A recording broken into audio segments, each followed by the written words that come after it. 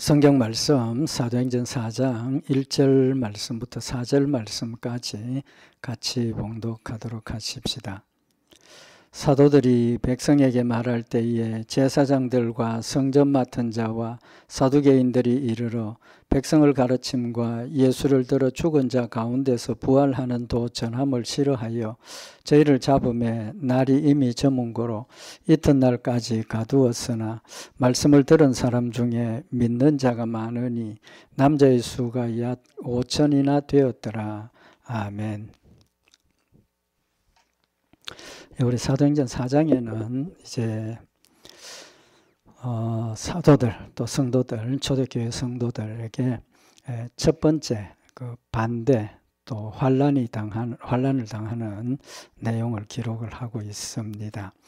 오늘 여기 1절에 보면 사도들이 백성에게 말할 때에 제사장과 성전 맡은 자와 사두개인들이 이르러 그들을 백성을 가르치는 것 싫어하여서 저희를 잡았다 그랬습니다. 그리고 결과가 어떻게 되었습니까? 그들을 잡은 때가 날이 저문 때이기 때문에 옥에 가두었다라고 기록을 하고 있습니다. 지금 사도 바울이 베드로가 하나님의 말씀을 가지고 그동안 되어진 일들을 강하게 이제 또 정확하고 분명하게 자세하게 전했는데 여기 보면 그 베드로를 붙잡은 사람들이 누굽니까? 제사장, 성전 맡은 자, 사두개인 세 종류의 사람들이 베드로와 제자들을 붙잡았습니다. 여기 이 제사장, 성전 맡은 자, 사두개인은 유대인들의 지도자입니다.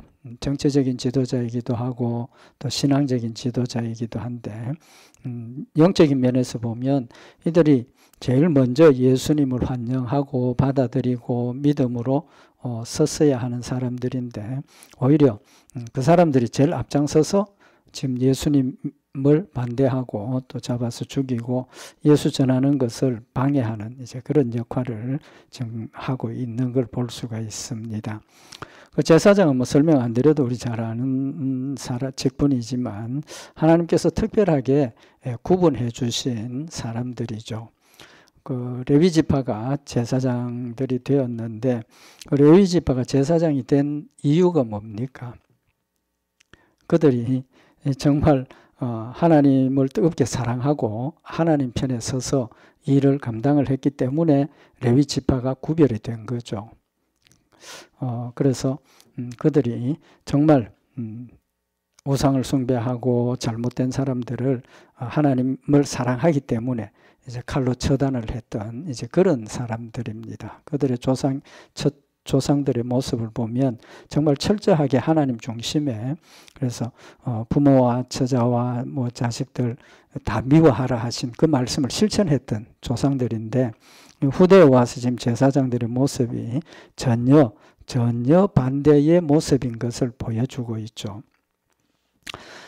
이 제사장들은 율법도 정확하게 알고 하나님의 말씀에 대해서 정확하게 알고 또 말씀을 가르치는 자들인데 정말 그들이 이 육신으로 오신 예수님을 정확하게 이해하고 누구보다도 먼저 믿음으로 받아들이고 함께 예수님 전하는 일에 동력해야 되는 이제 그런 사람들이었음에도 불구하고 오히려 예수님을 잡아 죽이는 일에 제일 먼저 나섰고 또 반대했던 그런 사람들입니다. 왜 그랬습니까? 시기심 때문에.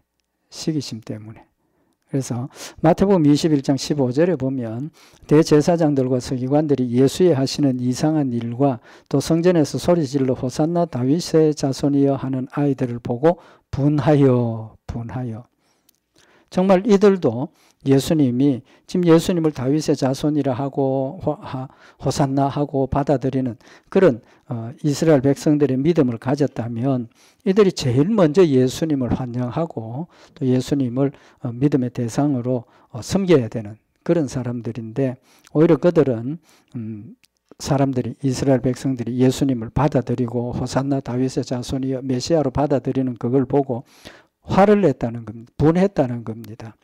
왜 분했겠습니까? 성경에 기록은 없지만 자신들이 신앙적으로도 최고이고 자신들이 하나님을 전하고 자신들이 하나님의 대언자라고 생각을 하고 있는데 예수님이 갑자기 나타나가지고 그 예수님을 사람들이 막 따르고 심지어 어느 정도까지 따라갔습니까? 왕을 삼기 위해서 오병이어의 기적을 행한 후에 예수님을 왕 삼기 위해서 예수님을 찾아갈 정도로 사람들이 예수님을 따라하니까 시기심이 생긴 거죠. 시기심이 생기고 또 사람들이 막 따라가는 걸 보니까 분한 마음이 생기고 그 인간의 욕심입니다. 인간의 욕심이고 자신들이 가지고 있는 그런 권력 또 자신들이 누리는 그런 특권을 빼앗기는 이제 그런 상황이 되니까 예수님을 시기하고 화를 내는 이제 그런 모습을 볼 수가 있고 가룟 유다가 예수님을 팔려고 결정을 했을 때 누구를 찾아갔습니까? 대제사장들을 찾아갔거든요. 누가복음 22장 4절에 보면 이에 유다가 대제사장들과 군관들에게 가서 예수를 넘겨줄 방책을 의논하며 그랬습니다. 그러니까 예수님을 파는 일에 제일 핵심적인 역할을 했던 사람이 누굽니까? 이 제사장 직분을 가지고 있는 바로 그런 무리들이었다는 거죠. 그래서 그리고 실제로 누가복음 22장 52절에 보면 예수님을 잡으러 간 그곳에 누가 있었습니까? 누가복음 22장 52절에 보면 예수께서 그 잡으러 온 대제사장들과 성전의 군관들과 장로들에게 이르되 예수님 잡으러 간 사람들이 군사들만 간 게 아니라는 겁니다. 군사들만 간 게 아니고 거기 대제사장들, 성전의 군관들, 장로들 종교적인 지도자들, 신앙의 지도자들이 제일 앞장서서 군사들을 데리고 가서 예수님을 잡았다고 성경이 기록을 하고 있는 겁니다. 이제 그런 관계에 있었던 거니까 여기 지금 제자들 베드로가 서서 날 때부터 안진병이 됐다는 사람 일어난 것도 무슨 일이 있었습니까? 성령 강림의 역사 이런 것들 베드로가 나서서 하나님이 주신 일이고 예수님의 복음 우리를 위해서 오셨다는 그런 사실들을 증거하니까 백성들이 거기에 초점이 맞춰지고 예수님께로 믿는 사람들이 확 쏠리니까 화가 나고 시기가 나고 예수님을 죽인 이유하고 똑같이 지금 제자들에게 환난을 핍박을 하게 되는 겁니다. 그 다음에 성전 맡은 자들이라 그랬죠. 제사장들, 성전 맡은 자. 성전 맡은 자도 구별되어 있어서 성전의 것들은 레위 지파들만 성전의 것을 만지고 관리하고 하는 이제 그런 구별된 사람들이죠. 그러니까 제사를 드리는 직분은 아니지만 성전을 관리하고 성전 안에 치안을 유지하고 성전의 모든 것들을 관할하는 이제 그런 사람들이죠. 그런 사람들이니까 당연히 권리가 있죠. 권세가 있다는 겁니다. 그죠? 그렇고, 근데 예수님 당시에 성전을 뭐 했습니까? 청결케 하셨잖아요. 성전 안에서 뭐 하셨습니까? 성전뜰에서 돈 바꿔주고 재물 파는 그런 일이 있을 때 예수님께서 다 쫓아내는 이제 그런 모습을 보였는데 바로 그런 사람들, 성전 맡은 자, 그런 사람들이 지금 베드로를 잡는 제자들을 잡아들이는 이제 그런 일을 하게 되고, 그 다음에 이제 그 이스라엘 나라에 또 다른 이제 두 부류의 사람들이 있죠. 무리들이 있죠. 누굽니까? 사두개인하고 바리새인. 사두개인하고 바리새인들이 있는데 여기 성경에는 바리새인은 여기 참석을 안 했다라고 기록이 되어져 있습니다. 근데 사두개인만 참석을 했다고 기록이 되어 있습니다. 왜 제가 이런 말씀을 드리냐 하면 사두개인과 바리새인들이 특별한 신앙적인 이유로 어떤 집단을 이룬 그런 단체인데 사두개인은 그 사두개인이라는 이름이 사독이라는 대제사장의 이름에서 사두개인이라는 게 생긴 겁니다. 근데 그렇게 보는데 이 사람들은 좀 요즘 말로 하면 좀 이단에 가까운 이제 그런 뭐 이단은 아니지만 이제 그런 주장을 하죠. 왜 그러냐 하면 이들은 율법을 대제사장이나 이런 사람들은 그래도 율법을 하나님 중심으로 받아들였지만 이 사람들은 그 하나님을 받아들이는 일에 있어서 영적인 존재, 내세의 부활, 천사를 부인하는 사람들입니다. 그러니까 온전한 믿음이 아니죠. 그죠? 이제 사도 바울이 잡혔을 때 한쪽은 사두개인, 한쪽은 바리새인. 이제 그럴 때 나는 참 바리새인이라 그러고 둘이 싸우는 이제 그런 모습을 성경이 기록을 하고 있는데 그런 관점에서 보면 이 사두개인은 제사장 가문의 사람 후손들이니까 역시 여기 제사장들 사람들처럼 사회적인 지위가 특권층, 권력층입니다. 근데 바리새인은 이 사두개인들하고 반대의 신앙을 가졌죠. 그래서 바리새인들은 영적인 존재도 있고 천사도 있고 내세 부활도 있고 다 있다. 이제 그런 관점에서 두 무리가 충돌을 하는 겁니다. 계속 다투는데 특징이 뭐냐 하면 사두개인은 제사장 레위 지파에 있는 사람들로서 특권층이고 바리새인은 그 특권층뿐만 아니라 중산층까지 이스라엘 백성들의 중산층까지 포함되어 있는 모임입니다. 이제 그러니까 이 바리새인들은 권력에 대한 어떤 그런 건 없죠.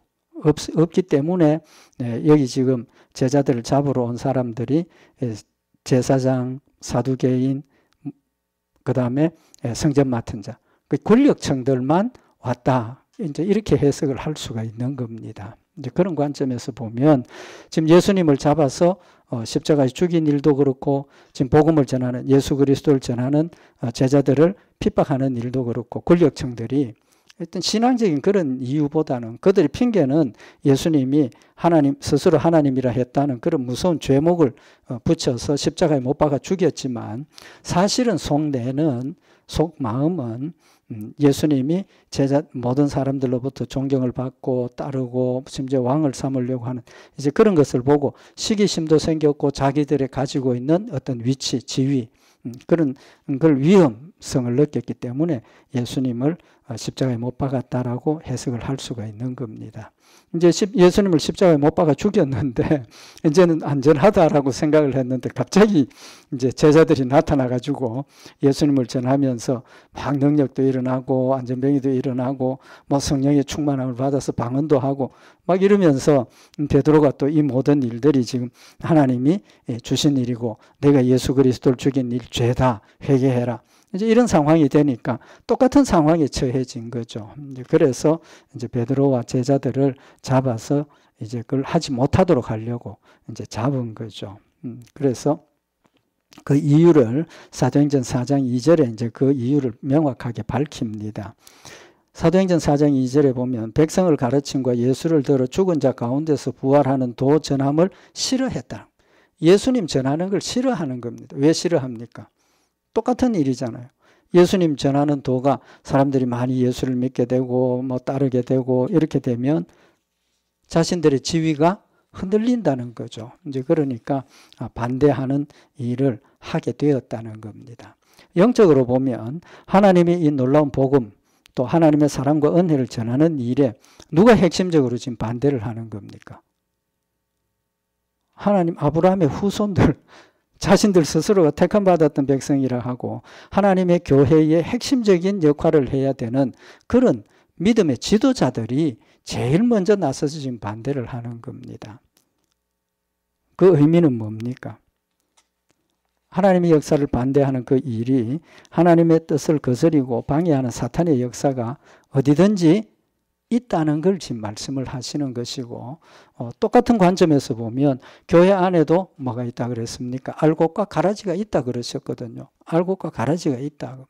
그래서 우리에게 되어지는 그런 사탄의 역사를 우리가 분명히 기억을 해야 하고 또 하나님의 능력의 역사가 나타나면 나타날수록 뭐가 됩니까? 사탄의 역사도 더 강하게 나타난다는 사실을 지금 우리에게 교훈을 하고 있는 겁니다. 그 다음에 이제 잡아서 옥에 가두었는데 3절에 보면 저희를 잡음에 날이 이미 저문 고로 이튿날까지 가두었다. 이튿날까지 가두었다. 그러니까 이제 붙잡기는 했는데 그냥 벌 줄 수가 없잖아요. 재판을 통해서 그들의 죄목을 결정을 하고 그들의 죄를 정하고 정죄하고 벌을 줘야 하니까 지금은 어두운 저녁이 되었기 때문에 재판을 하지 못하고 옥에 가두게 된 겁니다. 체포를 한 거죠. 지금 그런 상황이 지금 제자들이 인간적으로 생각할 때 얼마나 황당했겠습니까? 두려움도 있었을 거고 지금 한참 지금 복음을 전하고 하나님의 능력의 역사가 나타나는데 잡혀서 지금 옥에 갇혔다는 겁니다.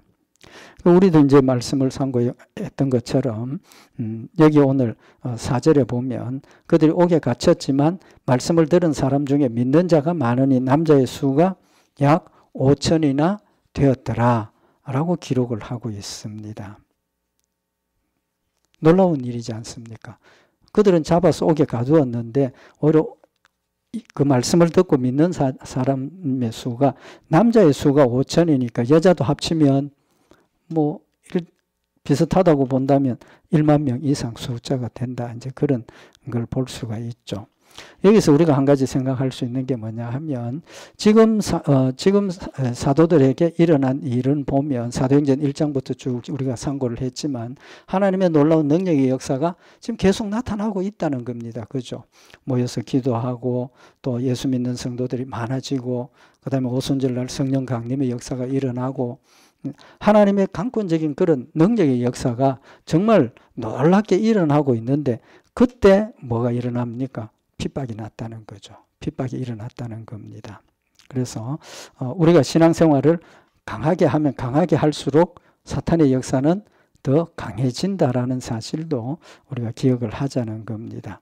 그 다음에 이제 우리가 한 가지 더 생각할 수 있는 것은 지금 사도들에게 당한 이런 일들이 이제도 말씀을 드린 것처럼 굉장히 지금 하나님의 능력의 역사가 크게 일어나고 있는 지금 그런 상황에서 지금 이런 핍박이 일어난 겁니다. 핍박이 일어났는데 그 의미는 지금 정말 무서운 파괴될 수밖에 없는 그런 두려운 일이 일어났는데 그 상황이 인간적으로 보면 감당하기 어렵다는 생각을 할 수 있는 지금 그런 상황입니다. 그죠? 그런데 우리가 성경을 사도행전 1장부터 지금 4장까지의 이 내용을 보면 사도들에게 당한 이 엄청난 환란이 감당할 수 있는 환란이었느냐 아니냐를 생각을 해보자는 겁니다. 감당할 수 힘이 있었느냐 없었느냐. 우리가 그냥 앞에 거는 접어두고 지금 상황에서 감당할 수 있었느냐 없었느냐. 인간적으로 생각하면 엄청난 두려움이 있었을 거고 감당할 수 없는 그런 상황이었다라고 우리가 생각할 수 있는데 이미 하나님께서 성령으로 초대교회 성도들에게 이런 환란을 감당할 수 있는 믿음을 가지게 하셨다는 겁니다. 뭘 통해서 우리가 알 수 있느냐 하면 사도행전 1장에서부터 쭉 나타나는 말씀을 보면 예수님 부활하시고 그들이 성령의 역사를 받고 제일 먼저 뭘 했습니까? 베드로가 오순절날 모여서 기도하고 주일날 성전에 모이기를 힘쓰고 기도하고 막 그런 일이 일어났더니 성령 충만함의 역사가 일어났다는 거죠. 그 의미가 뭡니까? 그 의미는 하나님께서 이미 약속하신 대로 예수님을 통해서 약속하신 대로 예수님 가시고 성령님을 보내주셨다는 겁니다. 그러니까 성령이 각 성도들의 마음속에 이미 성령이 오셨다는 걸 보여주셨다는, 눈으로 볼 수 있도록 증명을 해주셨다는 겁니다. 그럼 성령이 우리 안에 와 계시니까 그들이 어떤 환난을 당해도 심지어 순교도 할 수 있는 그런 믿음의 강함을 가지게 하셨다는 거, 이미 하셨다는 겁니다. 또 한 가지 우리가 기억해야 될 게 뭐냐 하면 그들의 삶이 어떻게 됐습니까? 이미 변화가 되었다는 겁니다. 변화가 되었다는 거예요. 그래서 사도행전 2장에 나타나는 말씀을 보면 그들이 모여서 물건도 통용하고 또 같이 마음을 합해서 열심히 기도하고 떡을 떼고 거기 사도행전 2장에 보면 43절에 사람마다 두려워하는데 사도들로 인하여 기사와 표적이 많이 나타나니 믿는 사람이 다 함께 있어 모든 물건을 서로 통용하고 또 재산과 소유를 팔아 각 사람의 필요를 따라 나눠주고 날마다 마음을 같이하여 성전에 모이기를 힘쓰고 집에서 떡을 떼며 기쁨과 순전한 마음으로 음식을 먹고 하나님을 찬미하며 또 온 백성에게 칭송을 받으니 주께서 구원받는 사람을 날마다 더하게 하시니라. 그들의 삶 가운데 이미 성령님이 역사를 하셔서 함께 하셨고 그들의 삶이 완벽하게 하나님 말씀을 믿는 믿음을 중심으로 움직여지고 있다는 겁니다. 이미 그들의 모든 물건을 팔아가지고 함께 신앙생활을 하면서 함께 생활하면서 먹고 또 기도하고 또 말씀 전하고 가르치고 성찬식을 거행하고 완벽하게 지금 신앙적으로 변화가 되었고 또 그 변화되었다는 핵심이 뭡니까? 그들의 삶이 온 백성에게 뭐 했다는 겁니까? 칭찬받았다는 거예요. 칭찬받았다. 그 칭찬받는 이유가 뭡니까? 그 핍박하고 예수 믿는다고 핍박하고 뭐 방해했던 그 사람인데 그 사람들의 삶이 하나님 말씀대로 순종하고 하나님을 바르게 섬기니까 흠잡을 데가 없더라. 그런 뜻 아니겠습니까? 그러니까 그들의 삶이 완벽하게 성령의 붙잡힘을 받고 하나님 말씀을 순종하고 하나님 뜻대로 사는 그런 생활의 열매가 이미 그들의 삶 가운데 나타났다는 거죠. 완벽합니까? 안 합니까? 완벽하죠. 이미 완벽하게 성령의 붙잡힘을 받았고 그들의 삶이 완벽하게 하나님 중심으로 매일 모여서 기도하고 말씀 전하고 찬송하고 또 나누고 이런 그런 믿음의 모습, 삶의 모습을 우리가 생각을 한다면 이미 제자들뿐만 아니라 초대교회 성도들도 모두가 다 이런 환난을 감당할 수 있는 뭐가 있습니까? 능력이 있었다는 거죠. 능력이 있었다는 겁니다. 그래서 하나님께서 우리에게 주신 말씀이 뭡니까?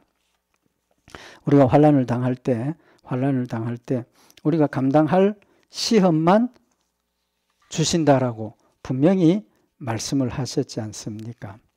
그래서 우리가 시험을 당할 때 이상하게 여기지 말라라고 말씀을 하시는 거죠. 그래서 베드로전서 4장 12절에 보면 사랑하는 자들아 너희를 시련하려고 오는 불시험을 이상한 일을 당하는 것 같이 이상하게 여기지 말라라고 말씀을 하셔서 우리는 예수를 믿고 또 하나님을 섬기고 열심히 신앙생활을 하면 할수록 더 큰 환난과 핍박이 있다라는 사실을 아울러서 지금 우리에게 교훈을 하고 있는 겁니다. 그래서 우리가 환난을 닥쳤을 때 신앙생활할 때 어려움을 당하고 시험을 당하고 이럴 때 우리는 낙심하고 의심하고 절망할 것이 아니라 오히려 하나님께서 내가 그 환난을 감당할 수 있는 믿음을 가졌다는 것을 깨우쳐 주시는 그런 영적인 의미를 우리가 생각을 해야 되겠고 그 다음에 이제 환난을 당할 때 어떤 때냐 하면 고린도후서 6장에 보면 1절에 우리가 하나님과 함께 일하는 자로서 너희를 권하노니 하나님의 은혜를 헛되이 받지 말라. 하나님 은혜를 우리에게 주셨는데 그 은혜를 헛되이 받지 말라는 겁니다. 은혜를 헛되이 받지 않는 것은 뭡니까? 은혜 받은 것을 은혜인 줄 알고 그 은혜 때문에 기쁨이 넘치고 그 은혜 때문에 감사가 넘치고 그 은혜 때문에 하나님을 사랑하여서 섬기는 믿음의 열매가 나타나야 된다는 거죠. 그런데 고린도후서 6장 2절에 보면 가라사대 내가 은혜 베풀 때 너를 듣고 구원의 날에 너를 도왔다 하셨으니 보라 지금은 은혜 받을 만한 때요 보라 지금은 구원의 날이로다 라고 말씀을 하고 있습니다.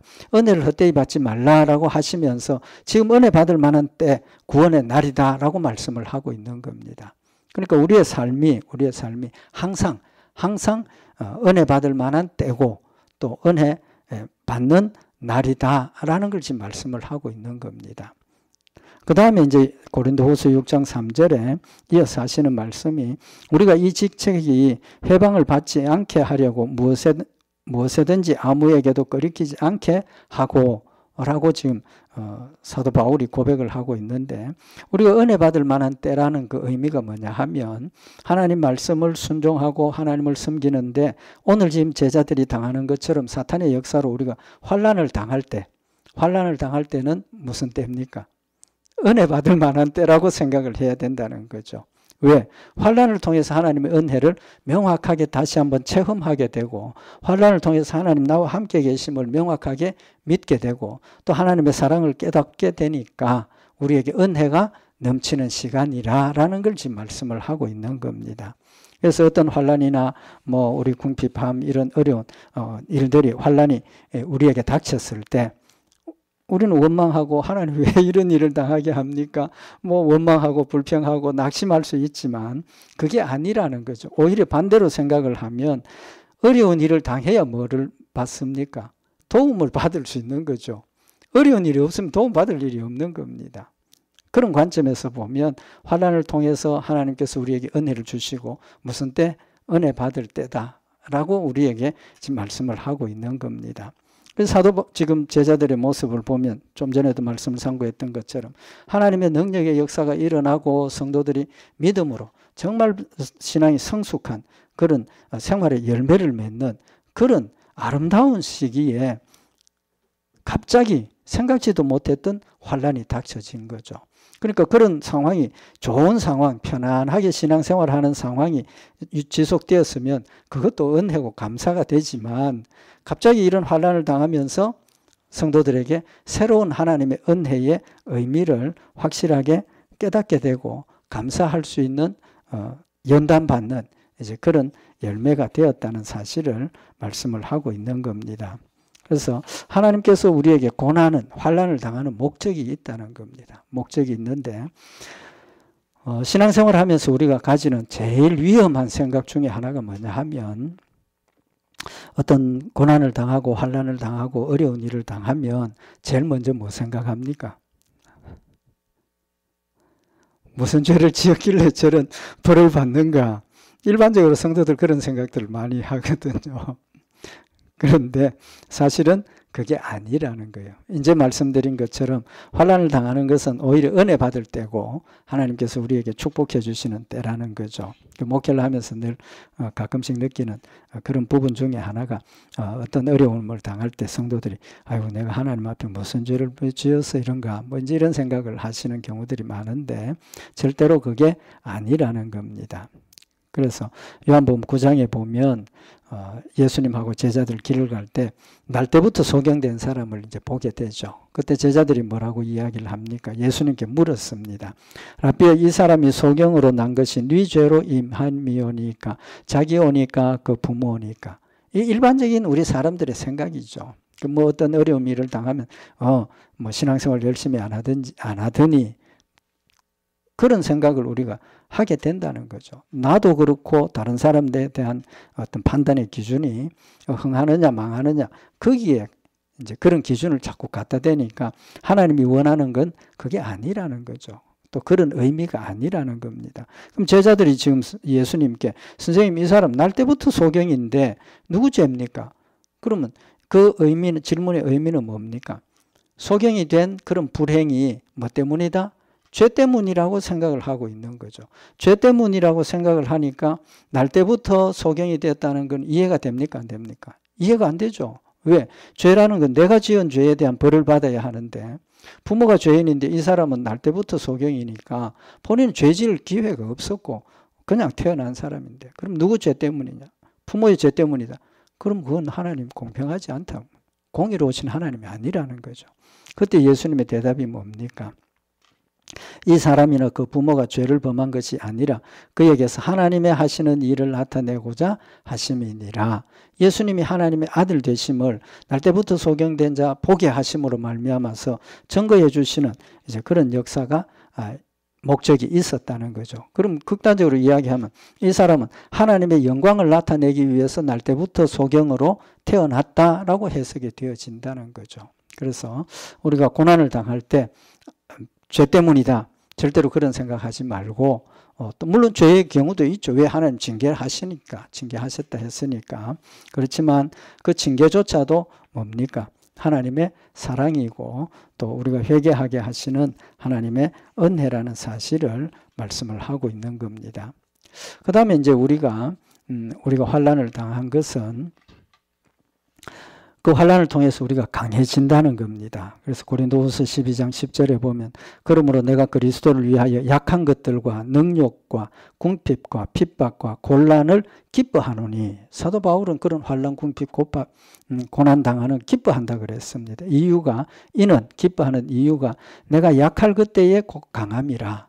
내가 약할 그때에 곧 강합니다. 내가 약할 때 하나님을 믿고 의지하게 되고, 내가 약할 때 하나님의 능력으로 하나님의 일들을 하게 되니까 감사한다는 거죠. 그래서 사도 바울이 자신의 몸에 있는 가시를 위해서 하나님께 기도를 했더니 하나님께서 네 은혜가 족하다 이제 대답하신 거기에 대한 내용이죠. 그 다음에 이제 우리 이 고난을 당함으로 해서 우리가 더 담대해진다는 겁니다. 우리 성도들이 더 담대해진다는 거죠. 빌립보서 1장 14절에 보면 형제 중 다수가 나의 매임을 인하여 사도 바울이 옥에 갇힌 걸 인해서 주 안에서 신뢰함으로, 이제 믿음으로 섰다는 거죠. 신뢰함으로 겁 없이 하나님의 말씀을 더욱 담대히 말하게 되었느니라. 우리도 뺨 한 대 맞아보면 처음에 많이 아프면 아픈데 두려움을 가지는데 자꾸 맞다 보면 어떻게 됩니까? 이러긴 하니까 맞아도 두려움이 없다는 거죠. 뭐 극단적인 표현이 돼서 좀 죄송하지만 우리가 어려운 일을 당할 때는 겁이 많고 자꾸 겁이 나지만 자꾸 당하다 보면 겁이 없어진다는, 두려움이 없어진다는 거죠. 그래서 하나님께서 우리에게 이유 없이 그런 어려운 일을 당하게 하시는 것은 오히려 그걸 통해서 우리가 더 담대해진다는 거죠. 겁이 없어진다는 겁니다. 사탄이 우리를 공격하고 사탄이 우리를 넘어뜨리기 위해서 공격할 때 자꾸 당하게 되니까 이거 별거 아니다, 이제 그렇게 담대해지는 거죠.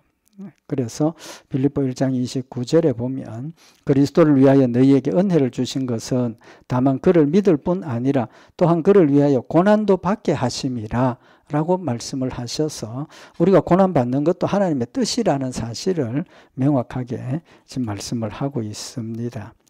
또 이 고난이 우리에게 주는 유익이 뭐냐 하면 베드로전서 4장 1절에 보면 그리스도께서 이미 육체의 고난을 받으셨으니 너희도 같은 마음으로 갑옷을 삼으라. 고난을 갑옷으로 삼으라는 거죠. 이는 육체의 고난을 받은 자가 죄를 거쳤음이니 라고 이야기를 하고 있습니다. 하나님의 징계에 대해서 말씀을 하시는 거죠. 우리가 하나님 말씀을 떠나고 육신의 욕심을 따라 세상을 향해 가면 하나님께서 징계하신다는 겁니다. 고난을 통해서 징계하신다는 거죠. 그 고난을 통해서 내 죄를 깨닫게 되고 하나님의 사랑의 채찍을 깨닫게 되고 또 하나님 앞에 회개하게 되고 죄를 거치게 된다라는 사실을 말씀을 하고 있는 겁니다. 그래서 하나님께서 우리에게 주시는 고난은